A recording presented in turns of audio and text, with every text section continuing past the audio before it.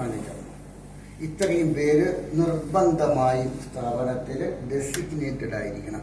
Promotion കൊടുക്കണമെന്നല്ല ഞാൻ പറഞ്ഞു.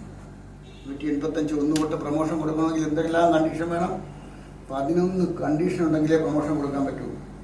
ബ്രാഞ്ചിൽ എത്ര ഫണ്ടുണ്ട്, ഏതൊക്കെ ഫണ്ട് എങ്ങനെ യൂട്ടിലൈസ് ചെയ്യണം, എവിടെയൊക്കെ ലാബ്സ് ഉണ്ട്, എവിടെയൊക്കെ എക്സസ് ആയി ഫണ്ട് സൂക്ഷിച്ചിട്ടുണ്ട്, അത് പെർഫോമിംഗ് അസറ്റായി ട്രീറ്റ് ചെയ്യാൻ ചീഫ് അക്കൗണ്ടന്റ് തയ്യാറാണ്.